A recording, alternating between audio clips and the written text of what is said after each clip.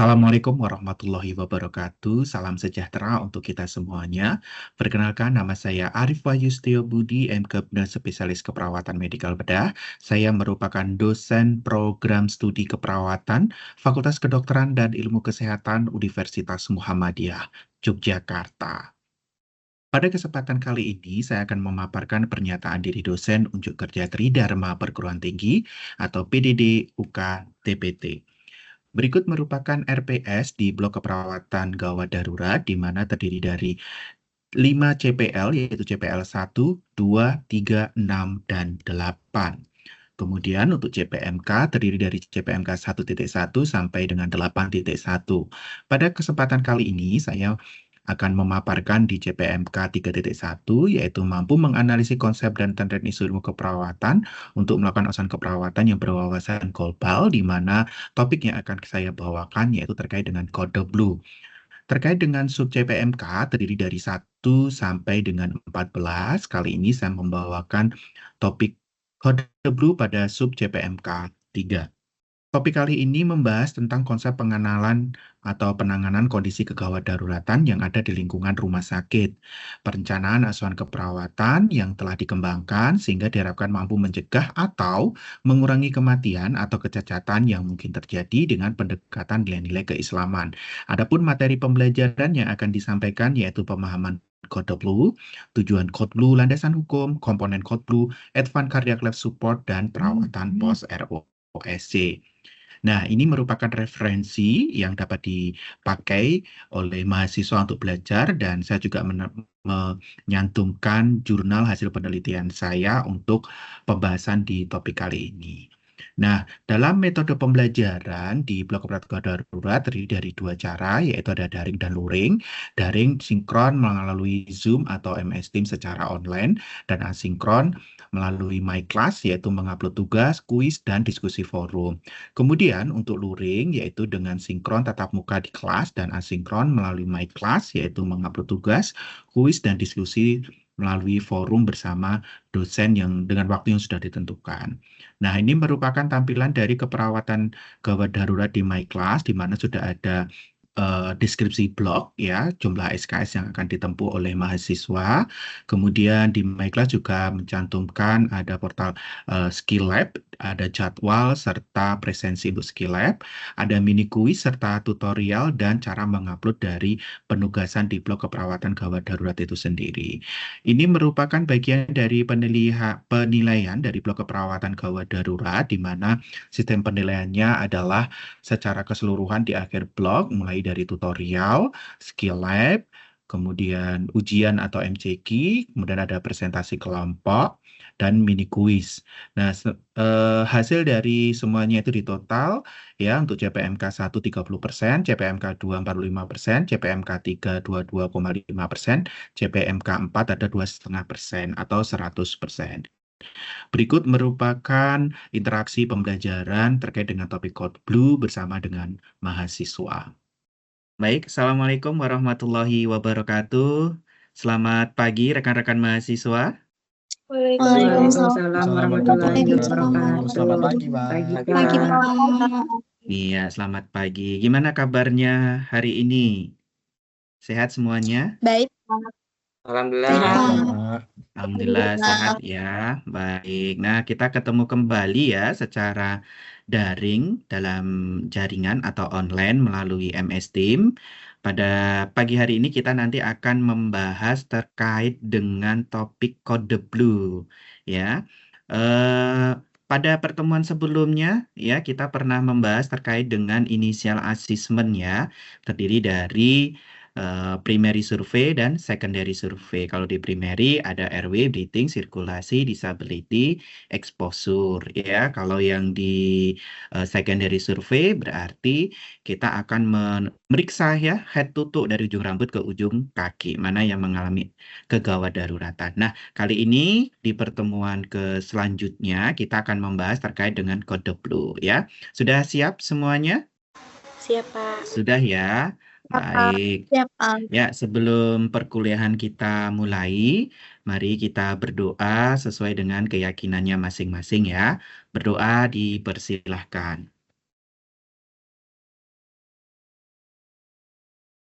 Selesai. Kali ini kita akan membahas terkait dengan kode blue itu ya yang sering terjadi di rumah sakit ya, bagaimana cara pengaktifan dari kode blue itu sendiri ya. Hari ini kita bahasnya cukup kode blue ya.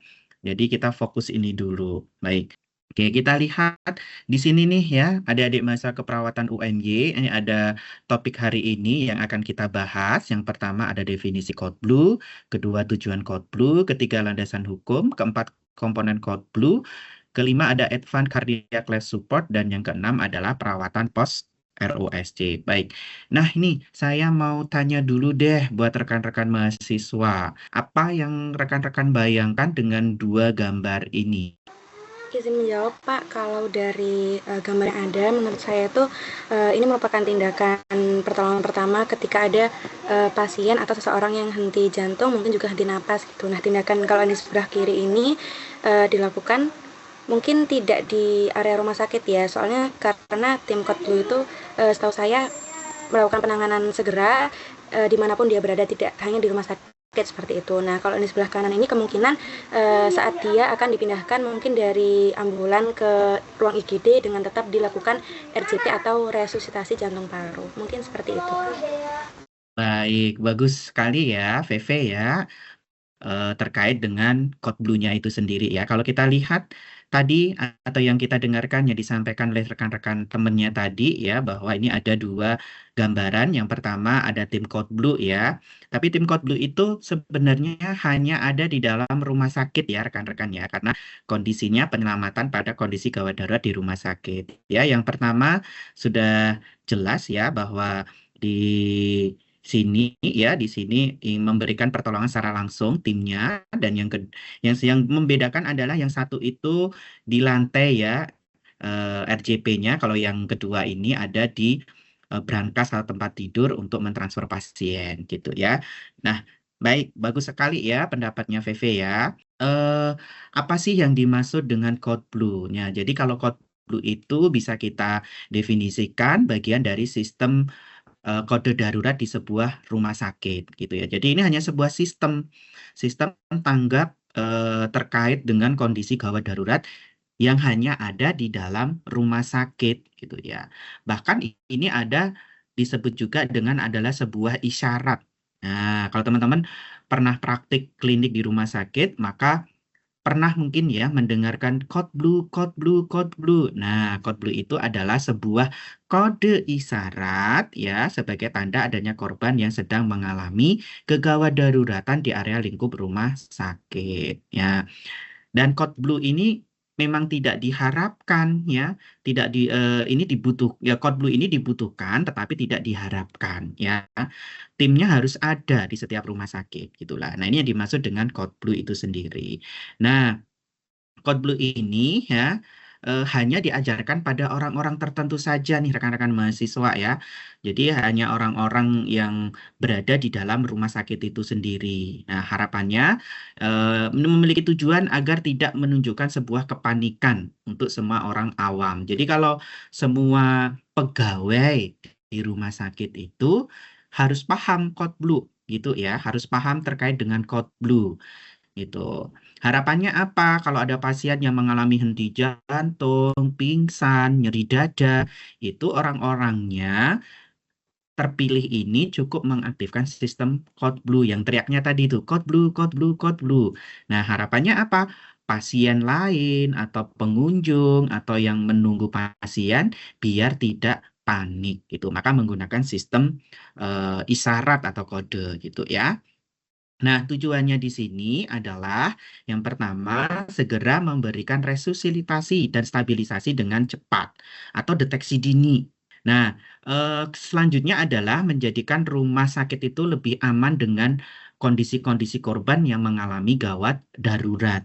Tujuan yang lain adalah terbentuknya tim gawat darurat yang sangat terlatih, gitu ya. Nah, dasar hukumnya ternyata ada nih teman-teman ya, rekan-rekan mahasiswa.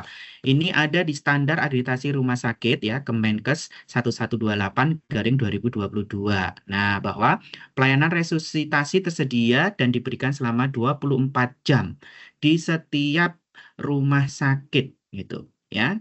Kemudian peralatan medis untuk resusitasi dan obat untuk bantuan hidup dasar dan lanjutan berstandar gitu ya. Kemudian di seluruh area rumah sakit, bantuan hidup dasar diberikan ya secara langsung dan dapat dikenali henti jantung, paru-paru, dan bantuan hidup lanjut diberikan kurang dari 5 menit. Kemudian staf diberikan pelayanan bantuan hidup dasar atau lanjut sesuai dengan ketentuan rumah sakit gitu ya. Nah, standar ternyata kenapa rumah sakit harus ada Code Blue karena sudah diatur oleh standar akreditasi rumah sakit. Nah, ini kapan sih Pak kejadian atau pengaktifan Code Blue itu kita lakukan? Yang pertama, pada kondisi henti jantung. Pasien-pasien yang mengalami henti jantung, berarti tidak ada nadi, tidak ada napas, gitu ya. Nyeri dada, pasien jelas yang mengalami nyeri dada. Nyeri dadanya yang nyeri dada yang terasa berat seperti tertindih, menjalar ke lengan, ke punggung ya, lebih dari 20 menit. Nah, ini perlu kita antisipasi ya, kita aktifkan namanya Code Blue. Atau pada pasien yang mengalami penurunan kesadaran, baru kita cek juga ya. Kita aktifkan Code Blue juga pada ketika menemukan pasien pingsan gitu ya. Nanti bisa kita tegakkan apa yang harus kita lakukan. Apakah perlu cukup oksigenasi atau perlu lakukan resusitasi jantung paru? Nah, perlu kita lakukan pengecekan dengan tim Code Blue. Kemudian ada komponennya nih. Code Blue itu ada komponen. Yang jelas yang pertama adalah leadership atau kontrol dan evaluasi. Fungsinya sebagai kontrol dan evaluasi pemimpinnya gitu ya. Kemudian ada sistem, ada SDM dan sarana. Kita cek ya sistem ya. Sistem itu berarti alatnya. Bagaimana sih sebuah rumah sakit itu harus memiliki sistem yang bagus. Nah, terdiri dari aktivasi atau trigger gitu ya. Artinya alat untuk mengaktifasikan gitu ya. Jadi pakai apa nih gitu. Nah, setiap rumah sakit itu memiliki kebijakan yang berbeda SOP-nya gitu. Baru nanti ada respon. Ya, ketika ada respon, maka nanti teman-teman harus ada respon yang jelas ya. Responnya siapa? Ya, timnya tadi. Ya, ingat ketika respon time tadi waktunya kurang dari 5 menit yang paling bagus. Gitu ya. Kemudian upaya preparedness-nya, kesiapsiagaannya berarti apa? Sistemnya harus dicek ya. Bisa nggak sih sistemnya itu dipakai gitu. Jangan-jangan 1 bulan sudah dipakai tapi di bulan berikutnya sudah rusak gitu ya. Sistem ini ya ketika aktivasi sistem Code Blue ya, seluruh staf harus mendapatkan edukasi Code Blue. Jadi semua staf yaitu baik dokter, perawat, bidan, farmasi, ya, fisioterapi, ya, kemudian security, cleaning service itu juga harus bisa ya memahami ini. Nah, maka segera ketika aktivasi hubungi operator rumah sakit, ya. Gitu. Jadi ketika menemukan langsung telepon Code Blue di ruang mawar lantai 2 kamar 3A. Code Blue ya. Mohon bantuannya gitu.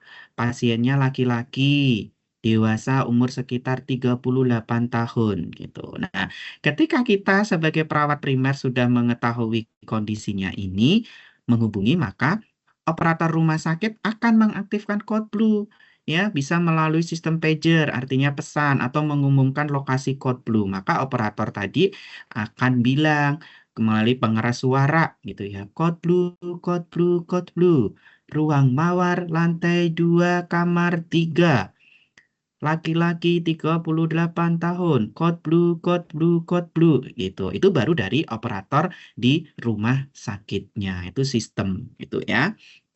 Nah, kemudian ada kriteria dari Code Blue. Kalau orang awam seperti pasien, keluarga pasien, pengunjung, staf non medis itu ya, staf non medis itu bisa cleaning service gitu ya, kemudian kantin, security. Nah, dia boleh menyampaikan ketika kondisi pasien-pasien yang perubahan tingkat kesadaran dan nyeri dada. Tapi bagi kita tenaga kesehatan pada pasien yang henti nafas dan henti jantung atau true code blue gitu atau skor early warning scoringnya tinggi atau kategorinya merah maka kita harus segera pengaktifan dari code blue-nya itu sendiri. Nah, ini teman-teman.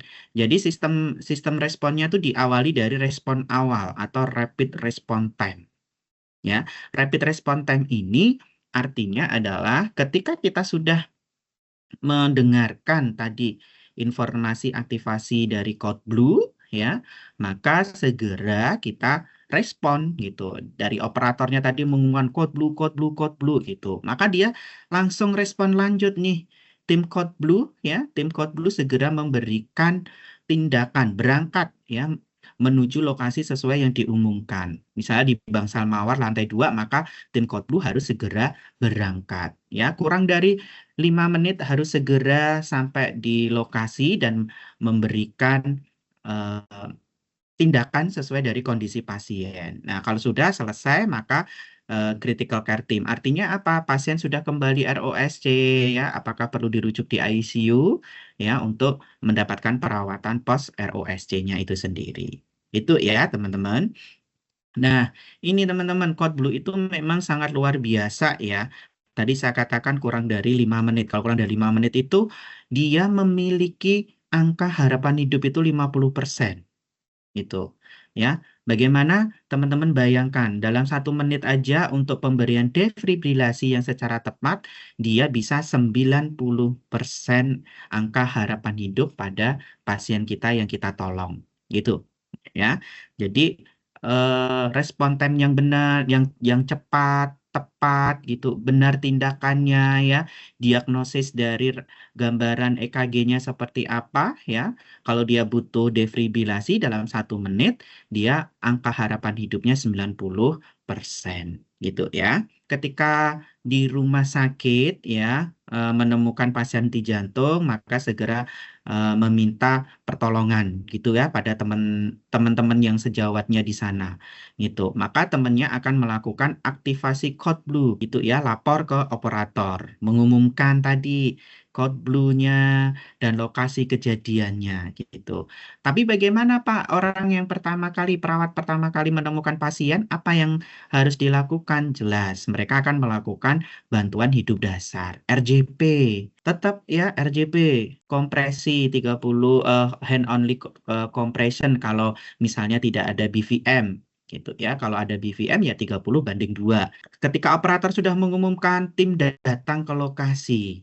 Tim sudah sampai di lokasi, maka mereka akan segera melakukan tindakan ya bantuan hidup lanjut gitu ya. Dia akan memasangkan AED automatic external defibrillation-nya ya. Kalau AED-nya bilang ventricle fibrilasi, misalnya perlu kejut listrik, maka diberikan defibrilasi gitu ya. Sampai CPR lagi 30/2 ya sampai pasiennya ROSC dan dibawa ke ruang intensif. Nah, ini ada OSCA, Out Hospital Cardiac Arrest ya. Saya rasa kemarin juga sudah disampaikan. Kita ke IHCA, In Hospital Cardiac Arrest. Jadi, kalau kita ke Code Blue atau di sini, IHCA itu diawali dengan pengenalan awal dan pencegahan. Di sini ada early warning scoring yang di dalam ruangan bangsal yang sudah dicatat setiap waktu ya, ada yang 2 jam, 4 jam, 1 jam tergantung dari kondisi pasien ya.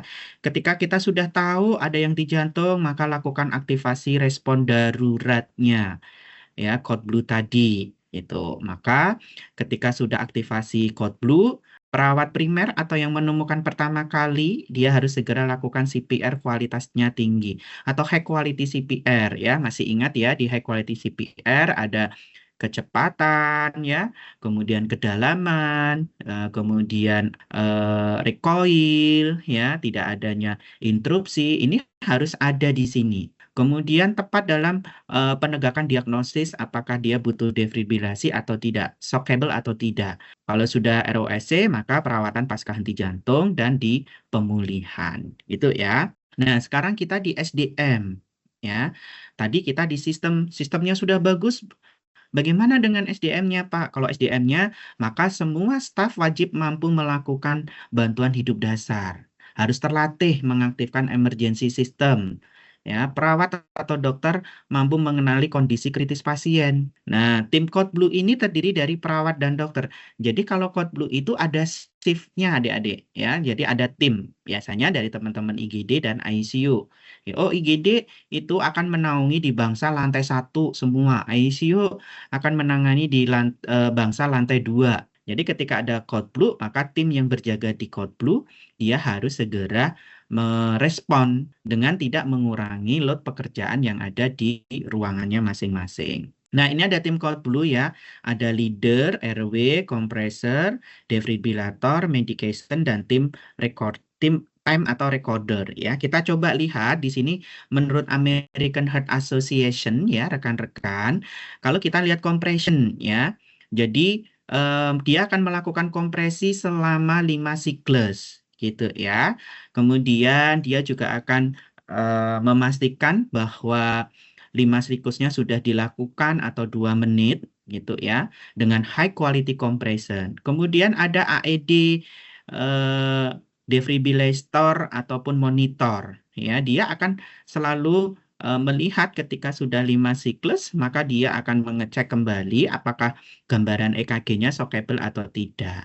Kemudian ada RW nih di sini ya, dia bagian membuka jalan napas untuk memberikan ventilasi mekanik pada ventilasi kepada pasien gitu ya. Kemudian leader. Nah, leadernya di sini ya, leader ini akan memimpin jalannya dari eh, ini CPR ini ya.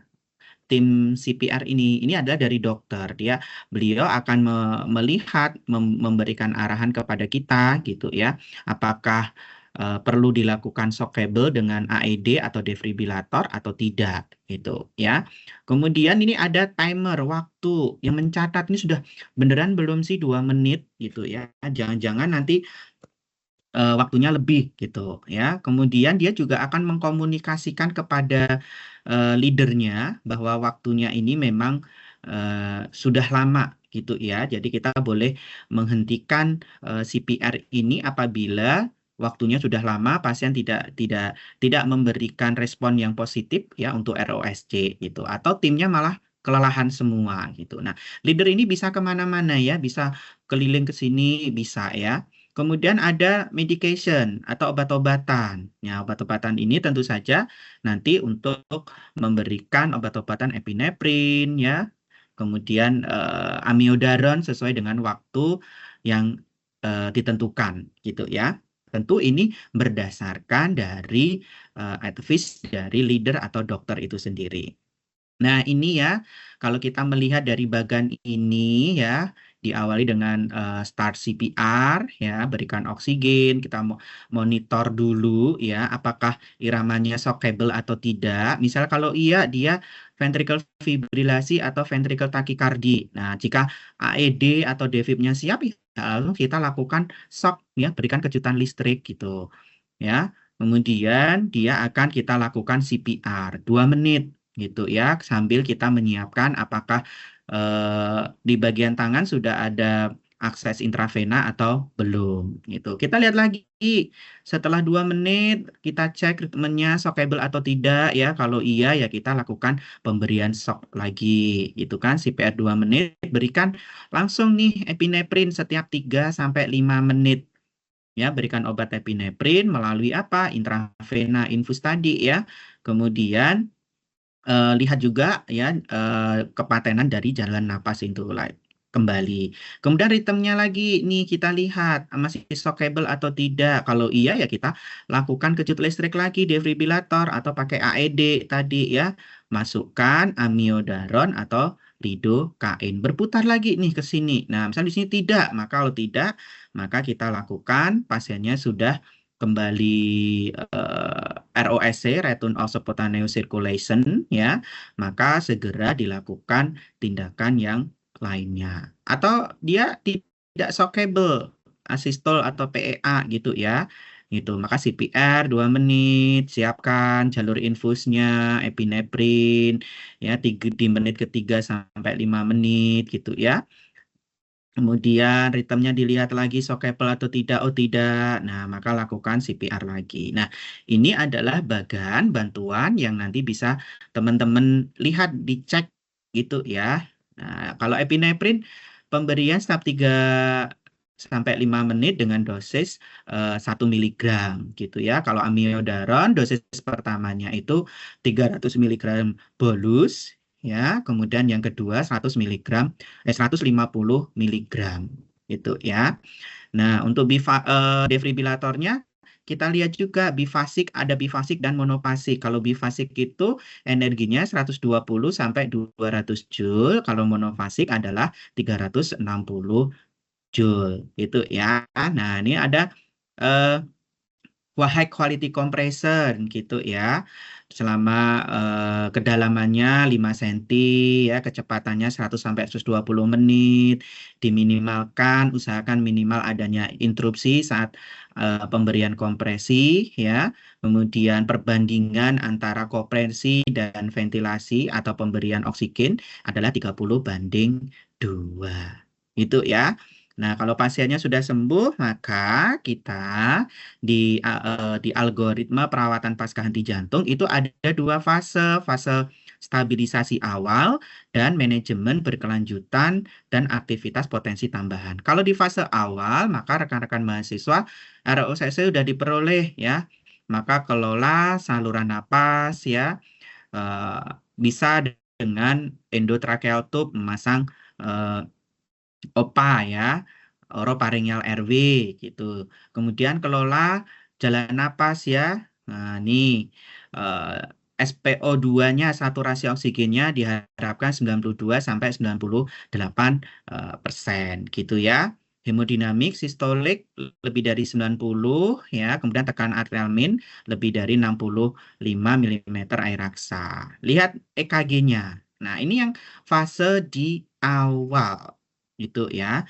Nah, kalau lanjutan maka pertimbangkan intervensi jantung potensial. Apakah pasien mengalami STEMI, apakah shock kardiogenik gitu ya. Nanti kita ada materi kuliah di shock kardiogenik tersendiri ya. Nah, maka nanti kalau memang ini ada di sini, maka kita apakah pasien dapat mengikuti perintah atau tidak? Kalau tidak, maka kita TTM ya, yaitu temperatur temp management gitu ya.